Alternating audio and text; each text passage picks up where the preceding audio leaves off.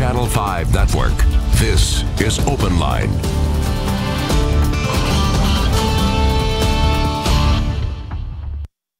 Hello everyone, welcome to OpenLine. There is a lot to discuss with Metro schools. There is a tough budget season that we're in the middle of and that will impact next year, certainly. There's water quality testing, which there have been some stories here on NewsChannel 5.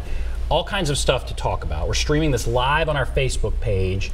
Happy to have with us Dr. Shawn Joseph, Director of Metro Schools. Dr. Joseph, thank you for being here. Hey, I feel like I need to be a co-host. I know, you were here not that long ago, and we appreciate you coming back, answering questions. I really appreciate all you do. I want to talk about the budget, because there's so many people that are so concerned about what's going on. So next year, Metro would ask for about $45 million additional. Yes. Tough times in Metro government. Metro schools are only getting $5 million. Yes. What does that mean for next year's budget? Well, you know, I liken it to, I'm a card player, and I play this game called Spades. And, you know, sometimes you get a hand that you get, and you look at it and you say, this is going to be a tough one. But you ultimately have to play the hand that you get. And I know Mayor Bradley is really doing everything he can do to fund schools, but the fact is the hand that was dealt to him wasn't probably the hand that he would have liked to have starting out the game. So we know it's going to be a tight year with the budget. But one thing that we do well in Metro Nashville Public Schools is focus and utilize resources. So we do have, the fact is we had $22 million in what we call mandatory costs because you had dollars that we have to pay for charter schools. That's roughly about $14 million. And then we had about $6 million that we had to pay towards retirement, and another $5 million that we pay for the increased cost of insurance, and then about $2 million in indirect costs. And so those are the things we must pay first. They're fixed costs. Right. You can't cut those. No, to do anything else. So which means we've got to go into this year's budget and identify some areas to cuts. But the big thing, and we're a very lean school district to start. There's not a lot of fat. But a couple things that I've made clear to the staff and the board and to our principals is that we're going to make sure that the additional $7.2 million that we sent to schools this year stays there, and those budgets will stay. So for families, what is the budgets that we have posted and that are out there for those schools, without question, will not change. So that's good news. We're going to protect the schoolhouse because we know, the magic happens in the schools, and those principals and those staffs and communities have planned on utilizing those dollars to continue to make the great progress that we've been making over the course of the past year. So where do you think, if you have to identify now, where are the cuts going to come from? Yeah, so the cuts will come from our central office. They have to. In our central office services. So we have dollars that we have in contracted services.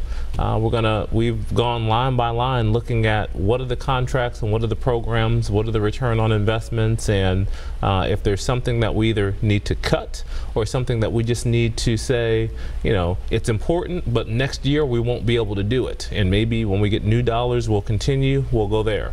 Another place, our kind of bucket area for us to look at are existing programs. We have already changed what we plan on doing with the reading recovery program, where we had been spending I think about $6 to $7 million a year. I think $7.2 million a year went to reading recovery. That's one program, but we're looking at other programs where we can find those savings.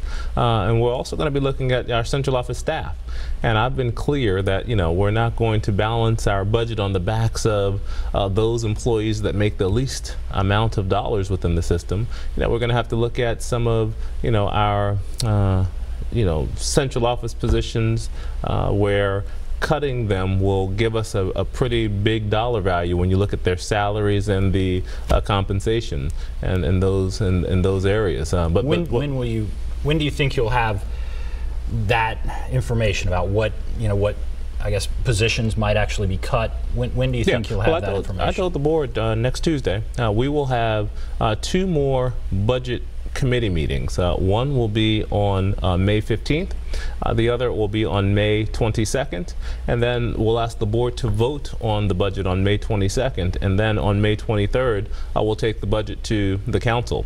But what I want to assure people is, yes, whenever you have to cut $17 million from a budget, I mean, it's going to hurt. But we're going to make sure that the hurt is not felt in our schools. And because we've, again, over the course of this year, we have grown in reading and mathematics faster than the nation in every student group, with the exception of 5th grade math. And we're still looking to see why that anomaly was there, where everything else was growing faster than the nation. It's our commitment to make sure we don't do anything to stop that. We want to actually continue to move forward there, but we're going to have to tighten our belts, like, you know, what happens in many places, to make this happen. But I feel good about the fact that we've got a great team.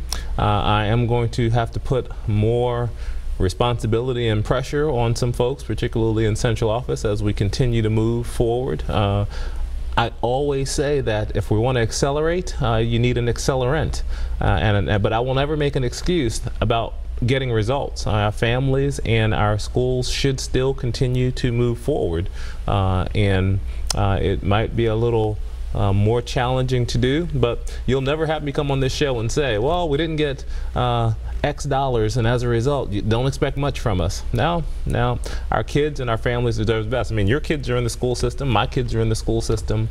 I take very seriously what they need, and every day as I see my kids, and I go to around the district seeing kids and listening to teachers, staff, parents, we're going to make sure they continue to get what they need. You face some pretty intense criticism from some school board members. From two. Yes. Amy Froeg posted something on Facebook that's been shared a lot. I want to read some of it, and you can just respond to it. Sure. She says, after weeks of receiving conflicting and inaccurate information from the administration, I lost trust in the budget process. So you have a school board member saying she's not getting accurate information, it's conflicting information, and she's lost trust in the process. What do you have to say there? What's going on? You know, what I would say is I really don't want to talk about an individual school board member. So she's one of 9. The other 8 board members, or maybe I would say the other 7, don't feel that way. And I think everybody has a right to their opinion. I think she says a lot of things that are unfortunately inaccurate there, and I don't go line by line, tit for tat. One of the things that we committed to doing when I came to the school district is making sure that the board and I functioned. Because when you have a dysfunctional board, when you have board members that go out on their own, spreading allegations that aren't true or half-truths or things of that nature, it causes chaos within the organization, because you have people looking for the circus. And I'm not going to be the superintendent in the circus, because the fact is, when adults throw mud, children get dirty. And I'm very cautious and mindful about that. So, though I see things that are inaccurate or hyperbole there, I choose to address those type of situations, off of social media, directly with someone. And if they don't choose to change their behaviors, so be it. I'll stay focused on the work, and what I asked is, let's evaluate the progress of the work that's happening, and let's lock in on our children getting what they need. One of the reasons I think most districts that are successful around the country focus. And they have board members and an administration that are able to work well together and just focus. And I'm very fortunate to have at least 7 board members who really are focused and collaborative, and we answer questions. Offline, I've talked with board members about if they feel like they're not getting something, they need to email me directly, and so I can get them a response. So this is a critical time. Yeah, you're going to be working with a board to come up with these cuts, and you see, and I'm going to read some of the other stuff in here, but how would you characterize the relationship with the board? I think the relationship with the board is actually excellent. A board is made up of 9 people. It's rare It'd be nice if all 9 were unified and together and understanding, and I have the personality where I really do try to work to meet individual people's needs, but there's a difference between an individual's needs and a board's needs. And it's my responsibility as superintendent to address the board's needs, not an individual's needs, because sometimes individuals have separate agendas and have separate issues, and it's again, I can hear the individual issue, but I must be concerned about the majority board decisions, and again, so I've worked great with our board. I think our board has done so much over these past 2 years. I mean, we've developed a strategic plan that is looked at around the country, and we're very clear about we're focusing on our students, our people, our organization, and our community. We have identified key performance indicators. If you watch board meetings nowadays, you see us actually talking about the real work. We're talking about where we are in relationship to our key performance indicators. Is the district making progress? If we're not making progress, we're talking about why. I mean, just last night, one of the things that the board asked me to do when I first got here was to work on transparency, particularly as it relates to our data. And last night we shared that starting in July 1, anybody in the community will be able to go on our website and see, so where are we with these key performance indicators? How do we know that the school system is making progress? And more specifically, we can boil it down to schools, and people within the district and the board will be able to get down to the classrooms. But it'll be very transparent and open, and that's the type of thing that good high-functioning, high-performing school systems do. Let me ask about consultants. That's something that's come up, and it's mentioned again, Amy Frogan, this post that she had. The year before Dr. Joseph and his team arrived, the district paid outside consultants approximately $5 million. Next year, it appears the district will pay consultants somewhere between $14 and $30 million. She says she can't even get solid information on what it will be. Yeah, so I would ask again. How much are we going to pay consultants? You know, I don't know. I do know what I can tell you, because so when you say what are consultants, again, you have someone. I appreciate our president's ability to distract people with his social media. You know, he'll put things out there just randomly without real specificity, because he uses Twitter, so you really can't give a whole lot of detail, and it gets people going nuts. And you know, here's an example. So I'll give you a perfect example. Consulting. $22 million. I do know that we have a $22 million consulting contract, and that's to clean our buildings. You know, so we have a company that does that. So if you just look at the consulting line in our budget, yeah, $30 million, well, $22 million might be, you know, custodial. We have lots of technology, and all technology accounts come with some level of consulting and things. So I think I would ask with things like that, be specific. What exactly are you talking about when you're talking about consulting? And who and how much is it, and what are the ones that we're concerned about, and what are those numbers is what I would ask. But just to put it in an aggregate, yeah, it looks like it's a big thing. When you have an $890 million budget and you have 11,000 employees, you have 169 schools, when you look at a big budget like that and you see numbers, you got to be a little more specific to have a conversation. But like do you think there's been a big increase? I mean, that's what the underlying allegation is. There's been a huge increase from when you took over with consulting.